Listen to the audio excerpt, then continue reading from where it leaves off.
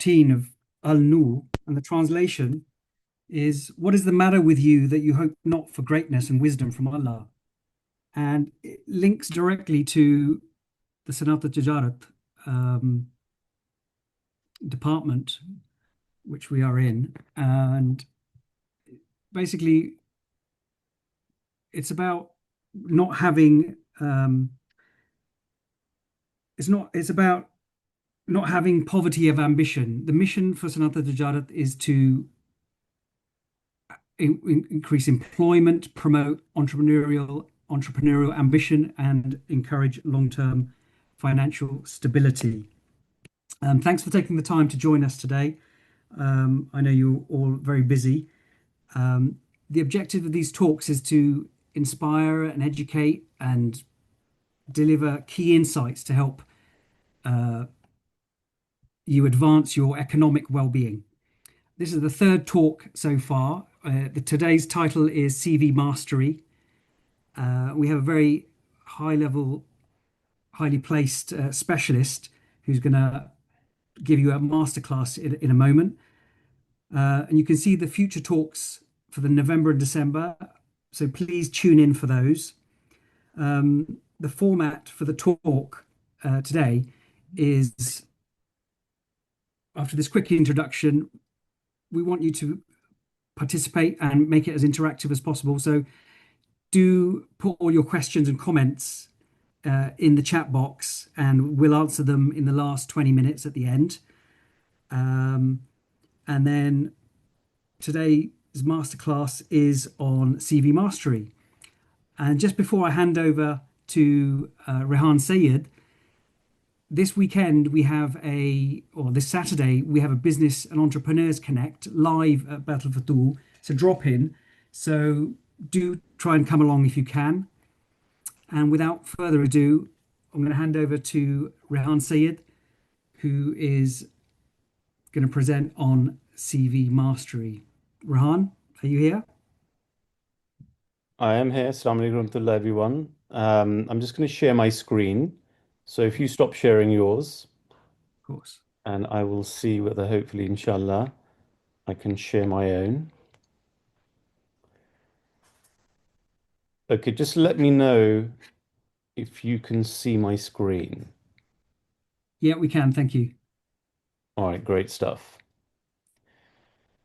Okay, Bismillah ar-Rahman ar-Rahim. Welcome everyone today to the first in a series of masterclass sessions. Today's training will focus entirely on CV mastery, from ignored to interviewed, pass a 7-second test and land more interviews. So what we're going to dive into, we're going to cover CV mastery, crafting a winning CV that actually showcases you at your best with your unique skills and experiences. I'll introduce you to the 7-second test that I want everyone to measure their own CV off in the future before submitting their CVs. And then, inshallah, with Allah's grace, we pray that, and with action as well, that you are able to gain more interviews and boost your career path moving forward. Just a disclaimer here, the views I'm expressing in this presentation are solely my own. They do not represent the opinions or the positions of any company organization. That's the first thing. The second thing is that by following my advice, nothing here guarantees you an interview or a job. However, I do hope and pray that it will significantly increase your chances of success if you do follow my advice.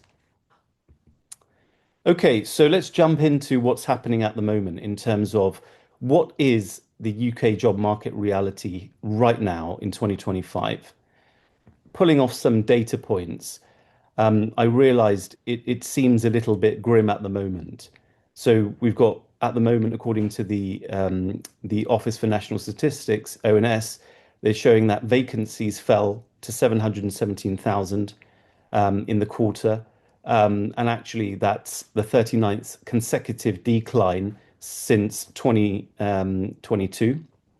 Unemployment rose to 4.8%, and that actually reached 5.3% in August 2025. Recruitment agencies report show that there's slower permanent hiring at the moment, and there is currently a lot of pay stagnation as well. And that's from a report from the Recruitment and Employment Confederation, KPMG. And then, in addition to that, average graduate roles are, according to High Flyers research, are attracting 140 applicants per role. However, to be honest, I hire, I work for an organization, a big tech organization at the moment, and we do get a lot of CVs. And these could be hundreds and sometimes even thousands of applicants per role competing against each other. So having said all of that, the market, it's tougher, but smart job seekers will stand out. And that's why I hope that with the information that I will give to you today, and also further trainings that we will provide to you over the course of the next few months, will actually help you, inshallah, in your job hunt. So why this series now? At the moment, obviously, you've seen that the job market has changed, and there are a lot of harsh realities for every job seeker. There is such a thing as a 7-second scan of CVs that recruiters and hiring managers are probably doing, probably more recruiters who are the gatekeepers before your CVs are submitted to hiring managers. And generally speaking, they will skim through your CV quickly to identify whether your CV is what they're looking for. We're seeing over 9,500 applications per minute on LinkedIn alone. So there's huge amounts of applications and competition. And what we're also seeing is there's a 47% interview failure rate at the moment. Nearly half of candidates actually fail interviews. So there is a gap in terms of interview preparedness and preparation. So we hope to mitigate that gap. So in this series, the Get Hired series, this is going to be led by the 3 recruiter-led masterclasses to help you launch your job search, stand out, and win offers, inshallah. And over the next couple of months, we will be delving into CV mastery, and then we will move on to next month, LinkedIn optimization and job searching, which is absolutely crucial in this market. And then we will also, the third session in December will be on an interview masterclass. Just about myself, I'm a senior recruitment and talent acquisition professional. I've worked in recruiting and talent acquisition for over 15 years, mainly EMEA focused, which is the Europe, Middle East, and Africa. I've scaled hiring across 18 countries globally, built tech teams and non-tech leadership teams as well, screened hundreds of thousands of CVs and interviewed hundreds of thousands of candidates. And I've hired for companies like Amazon, AWS, Microsoft, Cisco, Yahoo, etc. Now, before we move into some of the masterclass, this goes without saying. Before we can even be successful, right? Obviously, we need to have our own efforts and our actions.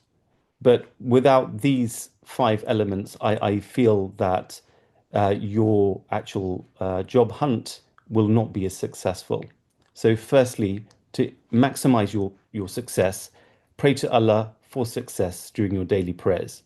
That's the first and most fundamental thing. Second thing, offer nawafil prayer. The istikhara prayer is a powerful prayer to gain knowledge from Allah, from the al-ghaib, the unseen. You don't know what job is good for you. You don't know what career path is good for you, but Allah knows best, right? So that's why we seek Allah's guidance. We recite this prayer of Moses, Hazrat Moses alayhi salatu wasalam, from Surah Taha, chapter 20, verse 26 to 29. Rabbi shrah li sadri. I won't read it all, but you can find the verse there. And basically, this prayer is extremely powerful. What I have actually found is that anyone who has used this prayer in tabligh or even during job interviews has performed exceptionally well. And this was actually prayer that Hazrat Moses recited before going to deliver his message to Pharaoh. And then, of course, write a letter to Hazur Anwar requesting prayers, give sadaqah, and engage yourself in Jamaat activities. These are essential prerequisites, I feel, to be successful in this very tough market at the moment. And one thing I haven't listed there is patience and steadfastness. That is so crucial as well. وَاسْتَعِينُوا بِالصَّبْرِ وَالصَّلَاةِ. Seek help with patience and prayer.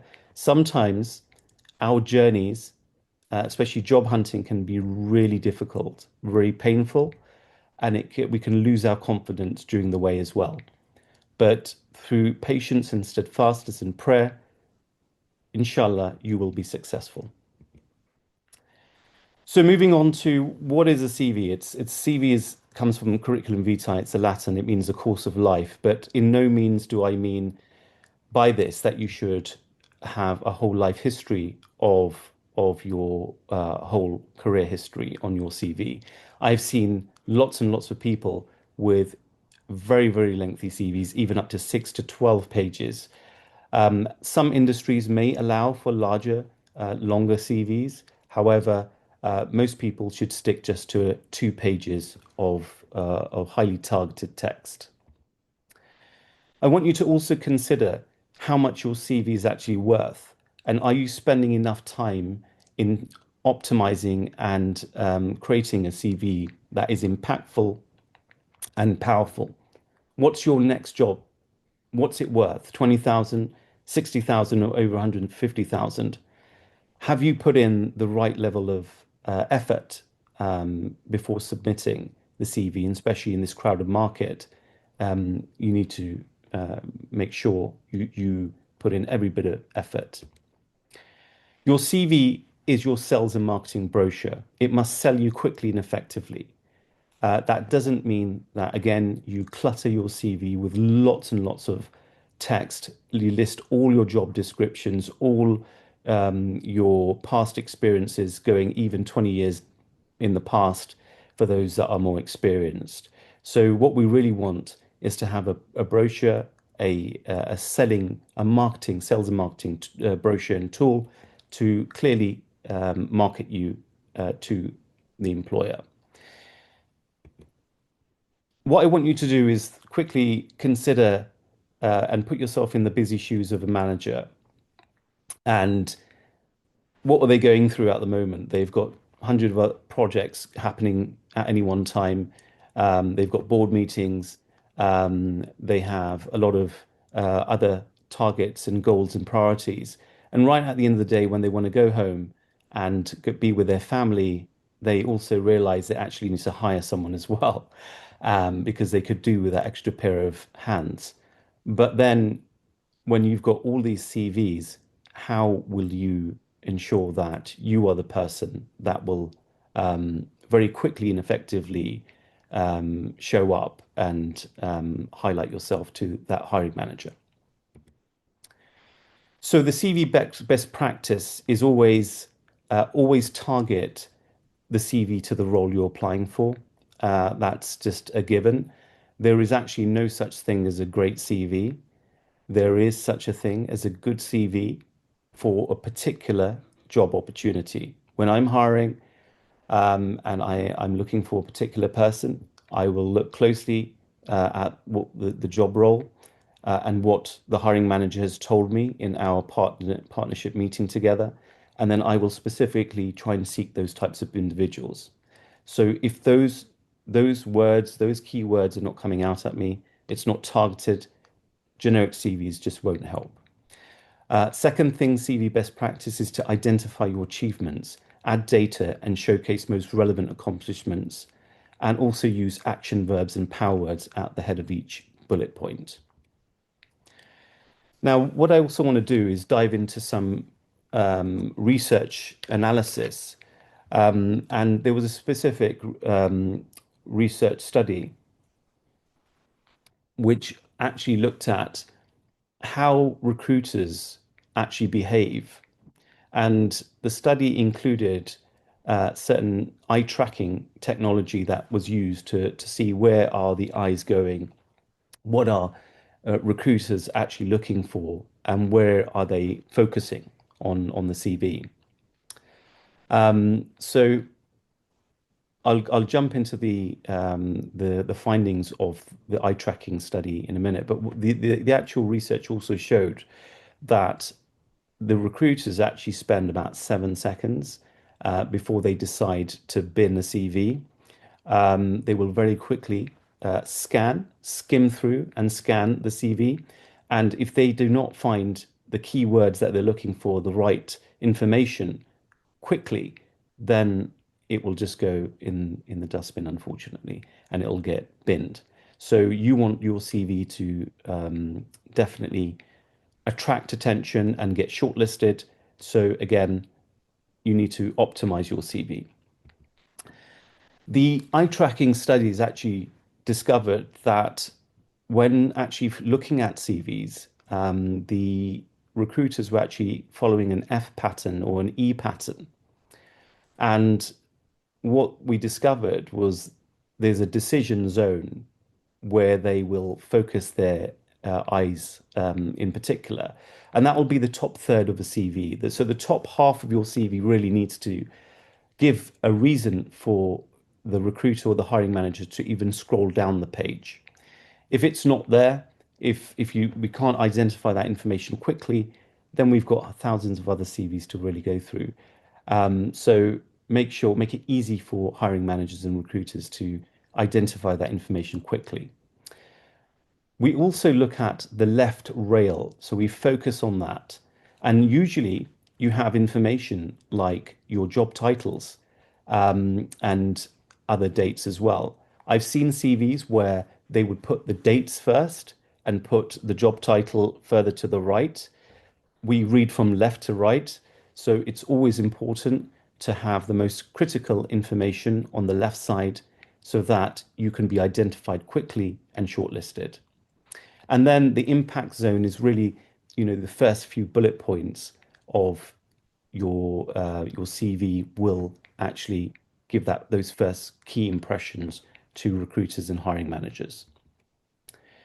So this is what actually another sort of the pattern of reading follows. So you can see a lot of it is focused at the top half of the CV, and it's following again that F or E kind of shape. So weak CVs versus optimized CVs. Weak CVs are very dense text blocks, lots of paragraphs, lots of generic duties listed, inconsistent formatting, and no measurable metrics. Things like responsible for. Responsible for doesn't tell me anything. I'm looking for a bit more than that. In terms of optimized CVs, they're clear, they're scannable sections, quantified impact statements, consistent professional layout, and targeted summary with keywords as well. So strong formatting, data-driven results, and significant would actually significantly improve callback rates. Now, I want you to think about which CV you actually would prefer, or what you would online. I think a lot of people, organizations are selling Canva style CVs that are very, very beautiful to look at, but they may not necessarily have be easy to read, to be honest. Um, I remember sitting with a very senior director, and we're looking through CVs, and we're just looking at the straightforward CVs compared to the more flashy, fancy ones. And actually, the forward CVs like this one on the right, Drew, Faig, it's easier to read. It's one column, and your eyes can very easily focus on and skim quickly in terms of what you want to look for. However, although Jonathan Patterson's CV looks particularly great in terms of it has all the fancy designs, um, content is always going to be king. Okay, so over the layout or the way it's designed. So just keep your CV simple. You don't need to buy very expensive CV templates. Um, Simple is the way to go. So again, CV do's and don'ts. Quantify achievements, use percentages, impact how much money you or time you saved the company. Tailor the CV for each role. Use concise bullet points. Customize each CV to show the impact. Use LinkedIn and keywords. So LinkedIn links, embed them, and I'll explain why a bit later on. There was actually a research study that showed that adding a LinkedIn profile to your CV significantly actually helps getting callbacks from companies, and avoid paragraphs and paragraphs of buzzwords and long text paragraphs. It's just going to dilute your message and it's not easy to read. Okay. And no graphics either. So you may have heard of the applicant tracking system. There's a lot of nonsense that is spoken about applicant tracking systems and that they bin CVs, etc., automatically. Um, Recruiters and hiring managers would still actually see your CV. It would sit in a applicant tracking system. It's basically a database. Um, However, when you clutter it with lots of tables and boxes, sometimes the actual system, it's difficult for it to pass that information into the software. So just keeping it simple actually helps. So in terms of keywords and ATS alignment, I want you to analyze job descriptions, identify recurring keywords and phrases that appear across the target roles that you're targeting. Embed naturally keywords into the summary, experience, and skill sections. Um, I don't want you just to clutter lots and lots of keywords. It makes it look very artificial. It's better to actually embed keywords along the CV into your bullet points, into your summary in a more organic, natural way.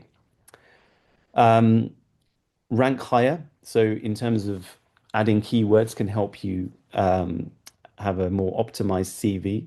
So for example, if I have a a particular role I'm hiring for and I've got 1,000 CVs that have come through, I'm not going to, I don't have the capacity to look through all 1,000 CVs, and I'm not going to do that. I'm actually going to search my ATS system and do a Boolean search for key skills I'm looking for. And let's say that then comes down to something like 500. I will add some more keywords that both is important to do the role and also what the hiring manager has discussed with me until I bring it down to a very a smaller number of CVs I can comfortably manage, go through them, and then again push them through for phone interviews, etc.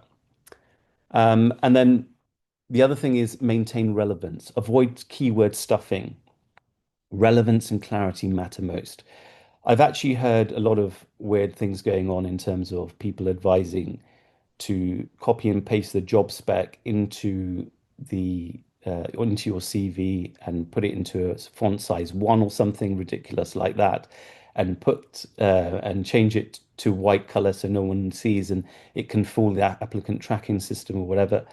It's not going to fool anyone. It might actually call you out for adding sort of information that in a very strange way. So again, make it keep to simple keywords and just embed organically. Now, I was talking to you about the LinkedIn profile. Inshallah, we will have a focused LinkedIn optimization and job search training next month. However, just simply adding, according to a study, your LinkedIn profile to your CV will actually increase callback rates by 71%.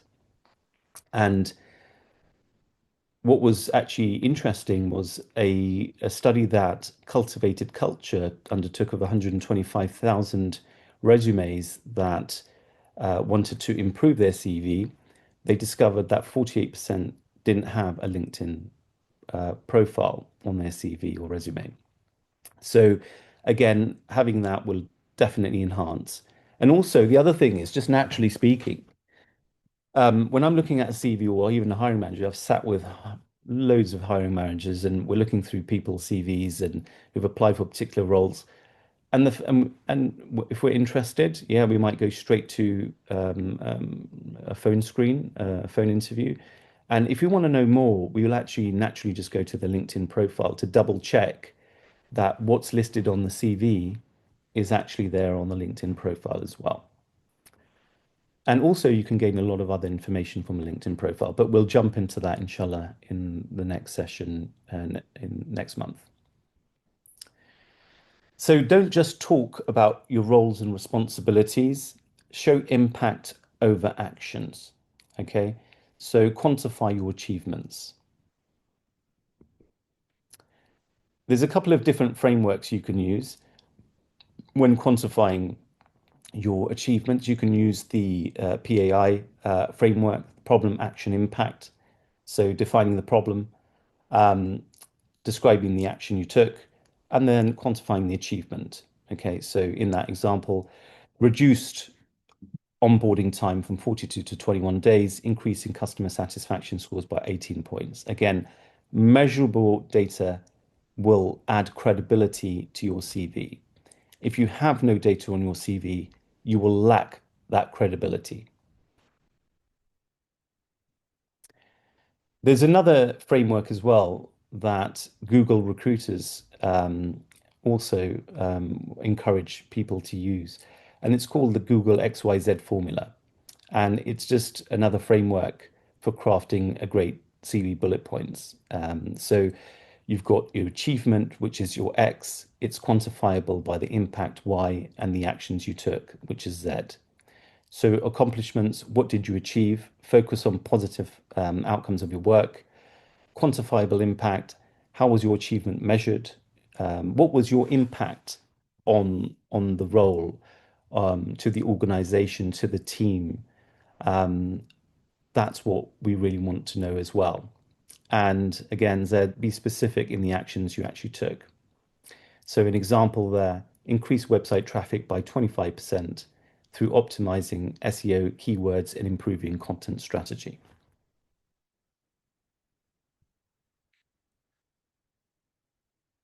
Okay, so quantifiable results show your impact, and I can't overemphasize this.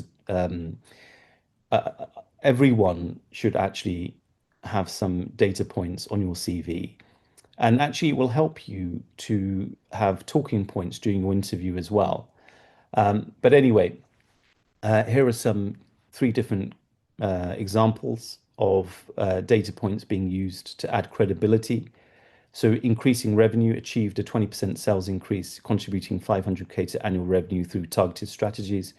Improved efficiency, streamlined operations by 15%, resulting in an annual cost saving of 75K through process optimization.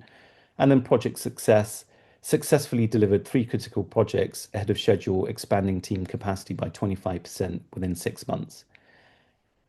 Just adding percentages over and over again can get a bit boring to read as well. So mixing it up with other data points as well, in terms of time, in terms of value, in terms of percentage, ratios, etc., can also help make it easier to read. Okay, moving on. In terms of chat GPT and prompt engineering, there's a lot of people on the market at the moment who are using chat GPT to write CVs. And to be honest, it you can actually tell a CV that has been used or created using chat GPT. So I do ask you to use ChatGPT. I think it's okay. It's a great tool. We need to increase our AI adoption to become faster, more targeted, and more, let's say, results focused. But at the same time, what we also want to do is ensure that the caveat that once we have that output from ChatGPT, we're doing a sanity check. We're doing a human check as well. to ensure that you don't sound like a robot. Because the greatest fear with a ChatGPT CV would be that you would sound like everyone else. And in a crowded market, that won't help you at all. However, when you're focused on ensuring that you get the best from ChatGPT and you get it to do some deep research for you, then you sanity check it and make sure everything is correct as well. So what you can do to this could we could probably do trainings on this in the future, whatever, but I know there's a special division within Sanat al who are teaching people about how to use AI. But before you actually use it, you need to know how to prompt ChatGPT correctly. So yes, you can add your CV, you can add the job description to ChatGPT, and you can ask it to tailor your CV to the job. But also, you need to give it more context, give it a role, explain to it what you need it to do, and ask it to think deeply. Because when you actually ask it to think deeply, it will start leveraging more optimized models to give you a better output. Okay. But anyway, moving on from this, you can also use ChatGPT to rewrite different bullet points to help you with measurable results, as long as you have given it lots of good quality information and data points as well about what your impact. So you can throw it into ChatGPT and can help you do that. You can ask ChatGPT to extract keywords. For example, extract the top 12 keywords from this job description and map them to the CV sections. And then you can ask it to tailor your summary as well. There's a range of things you can do, but again, as I say, the caveat being, don't just then send off your CV without sanity checking it. Make sure you go over it and it all makes sense. And also that it doesn't look or sound like a robot. Okay, because ChatGPT can make mistakes. And if you look at this image up here on the AI, you can see actually when I asked an AI to create me a an image to go with this slide, it actually wrote Chai GPT instead of Chat GPT. So yes, AI can make mistakes, and it does, and sometimes it adds things as well. So you really need to make sure you're checking things out.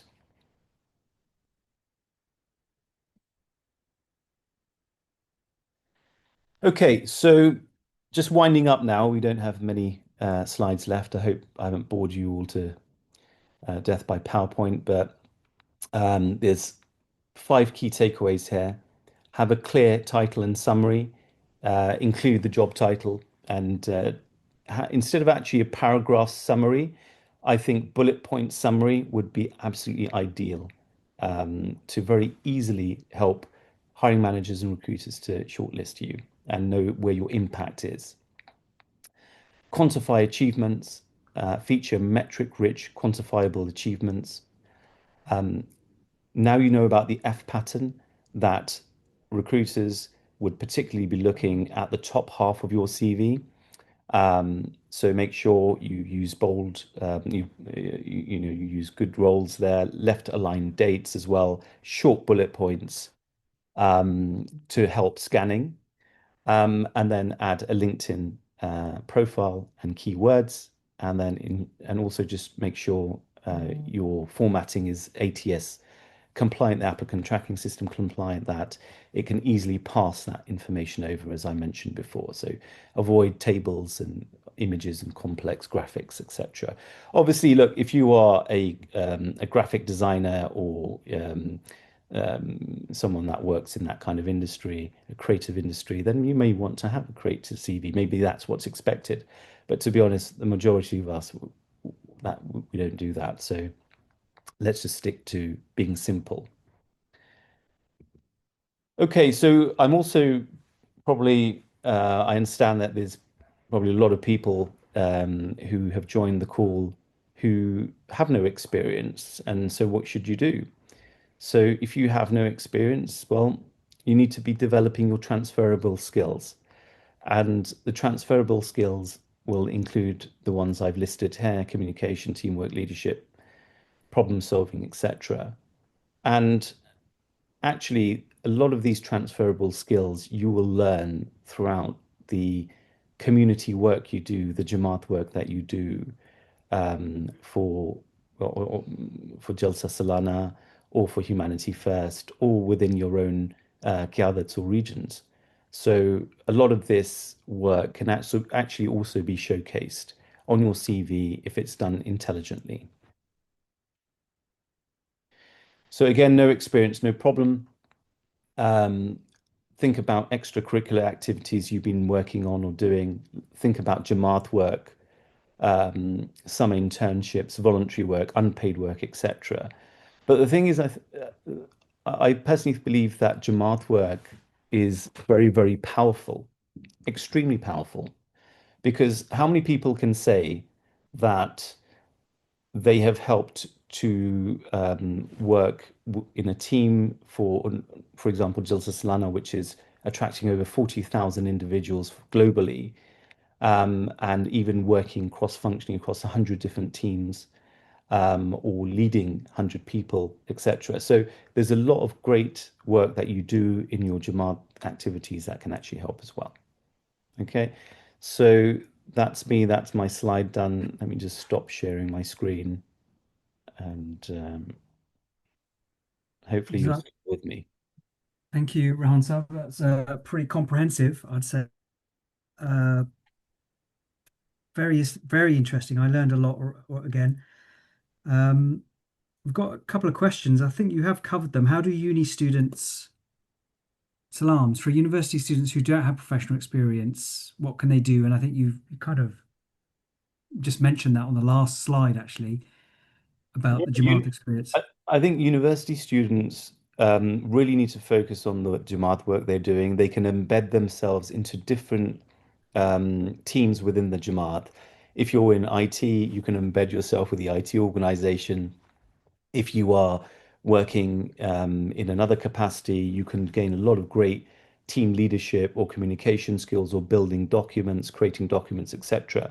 That is one side of the equation. And I've actually helped people in the past, guides, just by their guide work, even other work, just to translate that information onto a CV so that other people can actually understand what it means.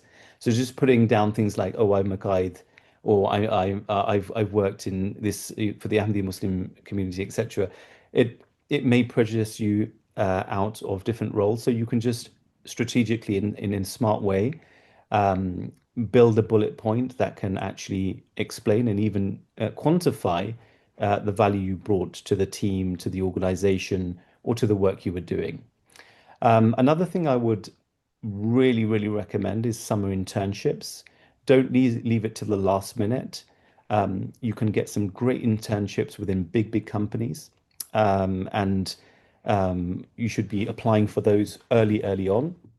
And I know that we also, in some of the big tech organizations I work for, um, also take on interns and apprentices as well. So get that experience in. It will go make a massive difference on your CV.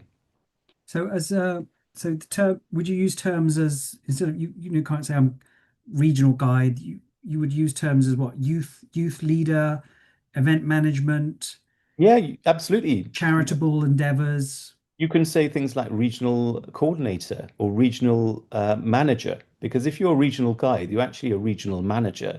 You are leading probably hundreds of people.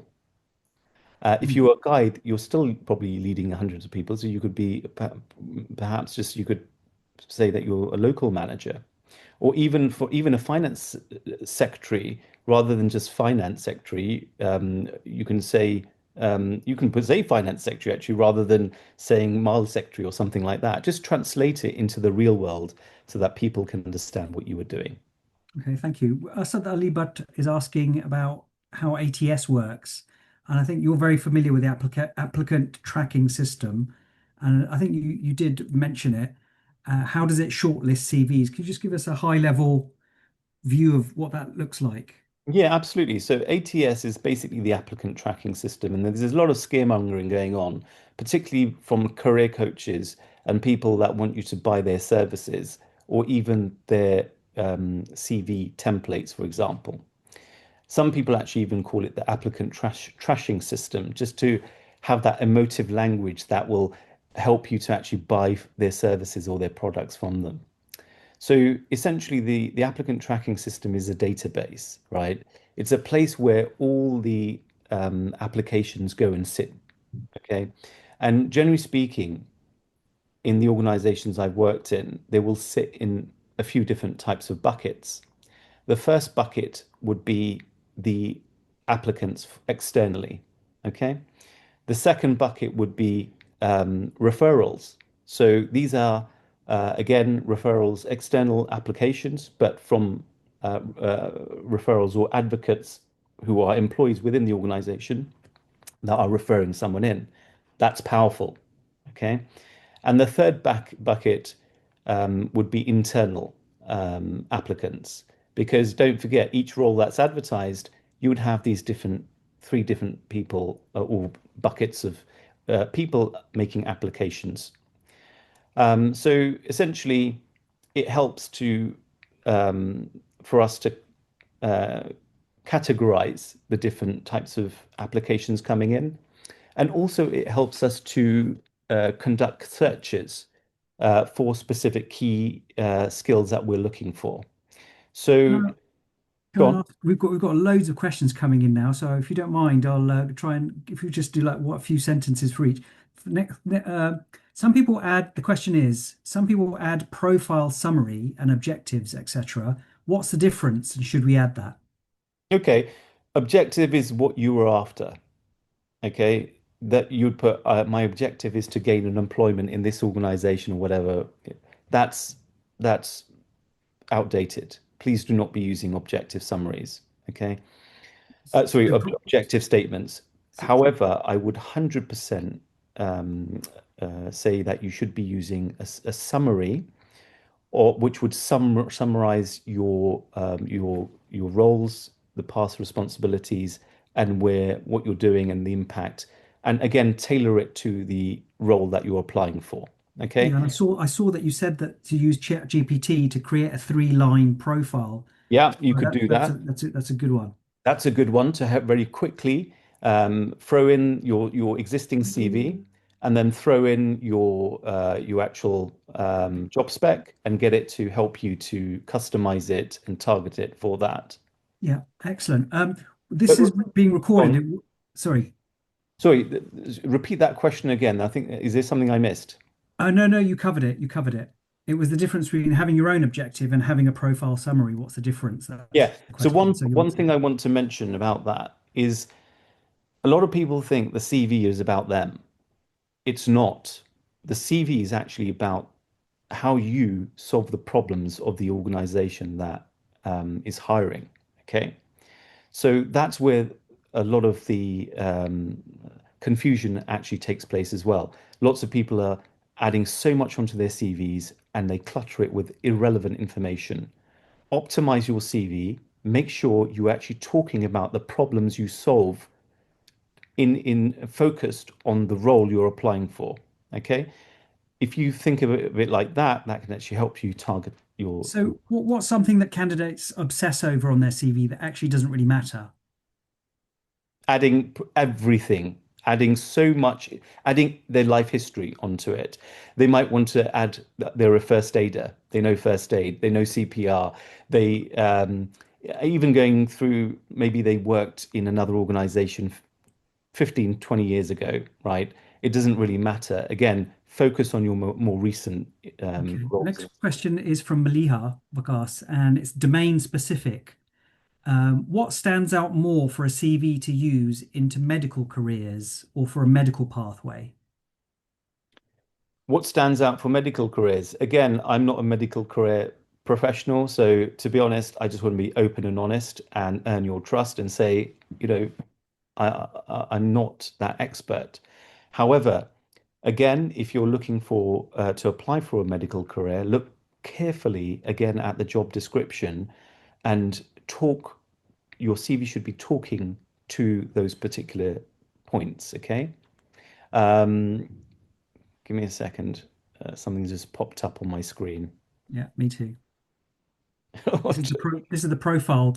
let me Sorry, just this put it is onto a another poll screen. that we would like everybody to let us know how this session was for them.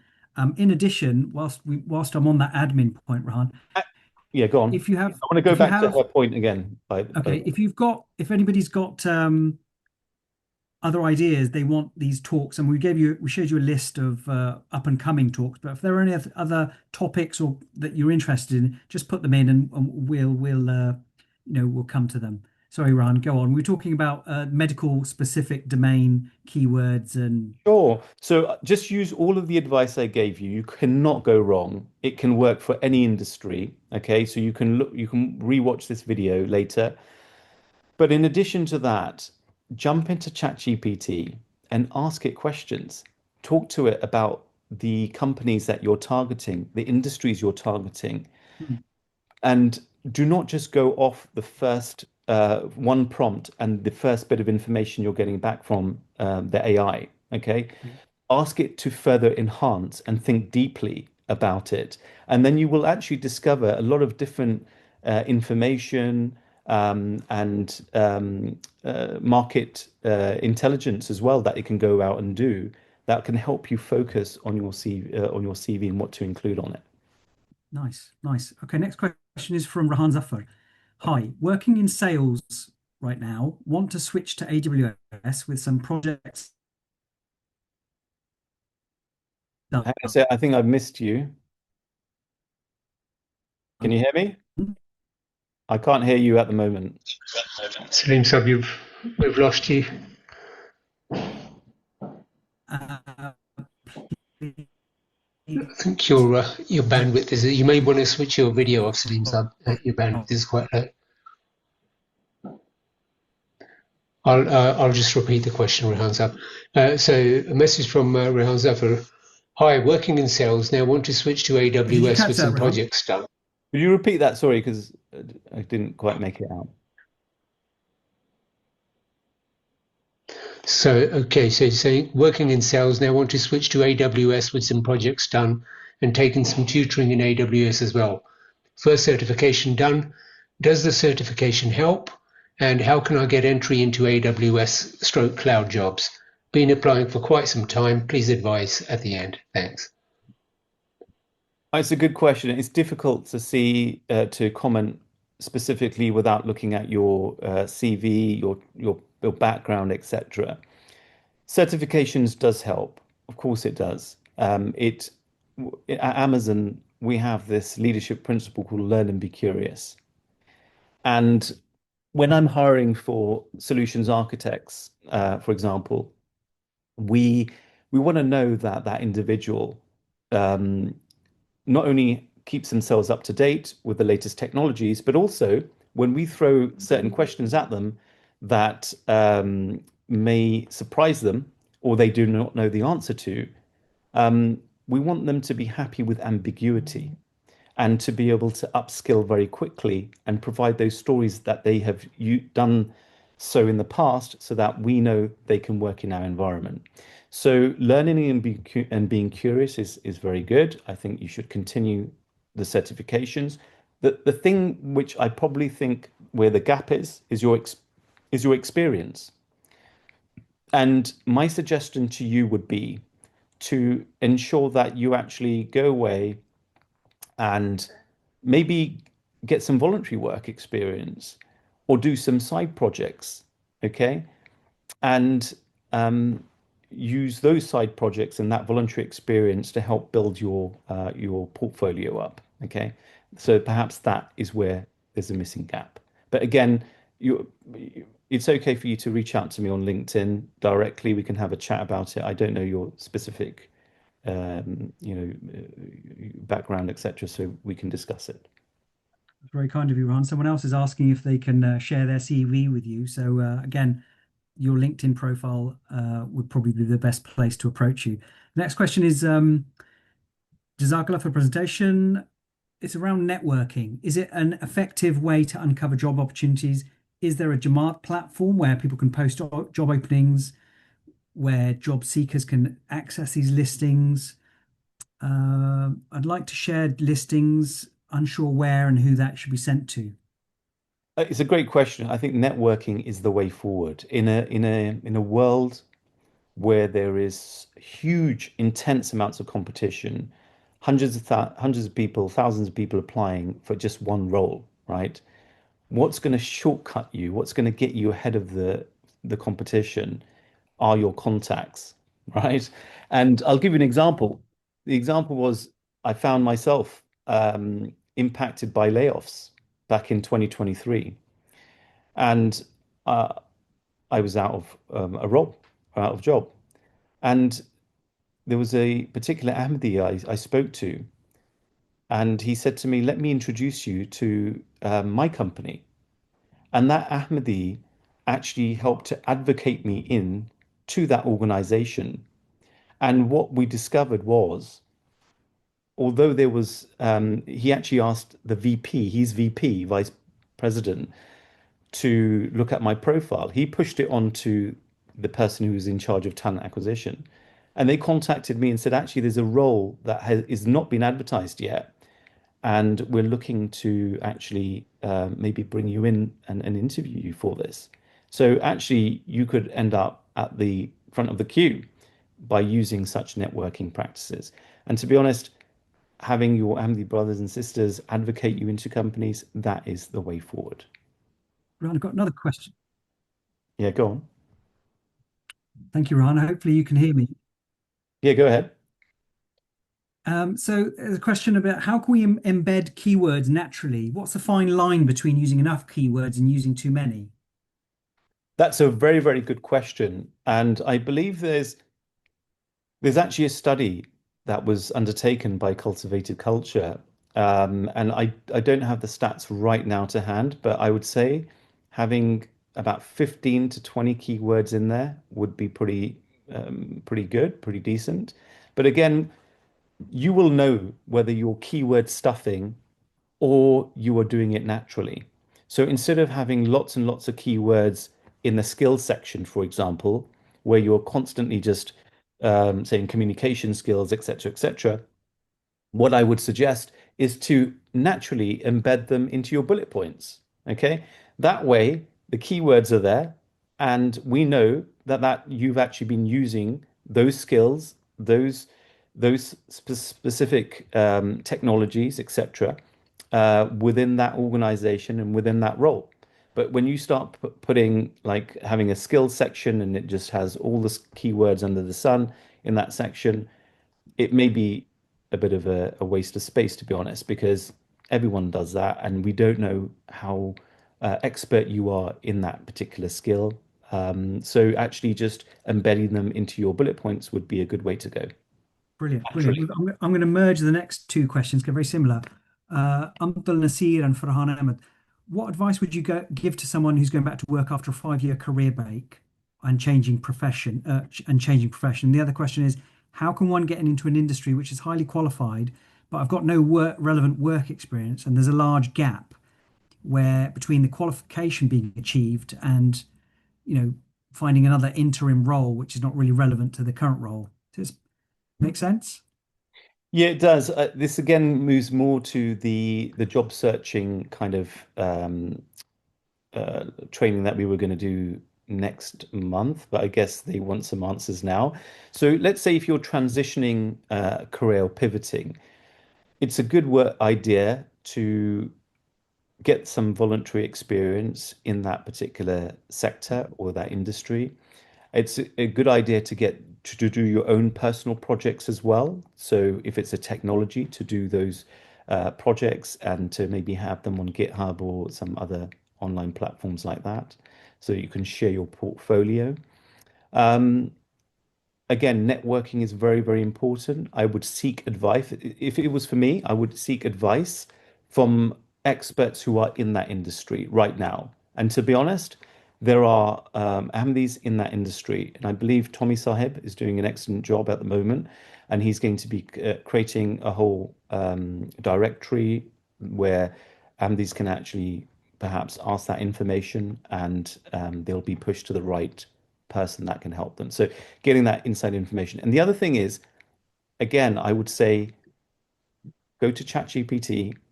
It has huge amounts of information at its disposal.